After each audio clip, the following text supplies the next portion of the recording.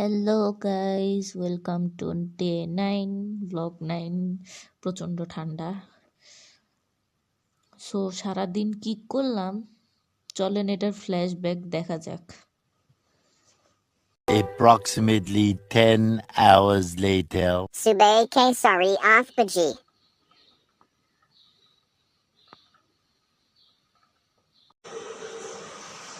Hello, school থেকে আসছি, but এত এখনও আমি শ্যুট করিনি কারণ আমার মনে ছিল না।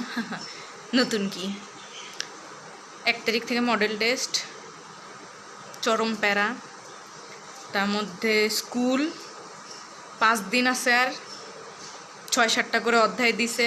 আমি যদিও ফর্ম ফিল আপ আগে করতে পারবো, বাট স্টিল এক্সাম মানেই প্যারা। তার মধ্যে আমি কোচিং যেহেতু বন্ধ রাখছিলাম, তাই এখন আমার কোচিংয়ে দৌড়ান লাগবে। কাল থেকে প্লাস প্লাস প্লাস আমার বেস্ট ফ্রেন্ডের সাথে আমার এখনও ঝগড়া চলছে। আমি ওর অনেক মিস করতেছি টু বি অনেস্ট, বাট আমার ইগো অনেক হার্ড হইতেছে যে আমি ওরে কই।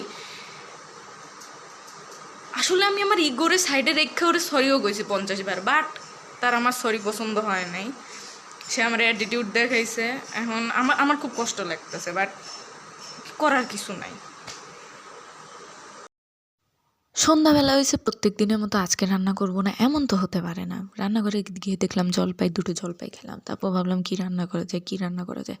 তো দেখলাম পাস্তা আছে, শীতকালীন সবজিও আছে। তো ভাবলাম আজকে অনেক দিন পর পাস্তা রান্না করাই যায়। তো সব কিছু কুচি কুচি করে কেটে নিলাম, পাস্তা ফুললি সিদ্ধ করে নিলাম, ডিম আনলাম, দেন তেলের মধ্যে সব কিছু সুন্দর মতো দিলাম, মশলাপাতি দিলাম, মিক্স করলাম, অ্যান্ড পাস্তা অলমোস্ট রেডি।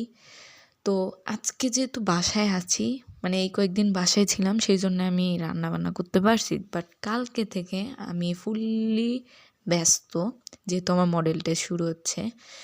এখানে আমি টমেটোটা গ্রাইন্ড করে নিই, মানে ব্লেন্ড করে নিই আর কি, বিকজ অফ রাজমার একটা পিউরি লাগবে রাজমাটার থিকনেসের জন্য। আমি একদিকে রাজমার কাজও করতেছিলাম, একদিকে আমি পাস্তাও বানাচ্ছিলাম, একদিকে আমি আবার সার্ভিংয়েরও কাজ করতেছিলাম। মানে আজকে পুরো উলট পালট কাজ হয়েছে, বাট লাস্ট পর্যন্ত ঠিক মতো হয়েছে। তো যেটা বলতেছিলাম যে কাল থেকে অনেক ব্যস্ত থাকবো।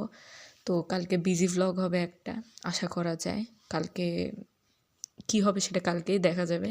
এখানে আমি কালকের জন্য একটা হেভি ফুডের জন্য রাজমাটা রেডি করতেছিলাম, যে কালকে যাতে নিয়ে যাওয়া যায়।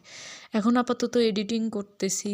সো দেখা হচ্ছে আগামীকাল, and thanks for watching this blog.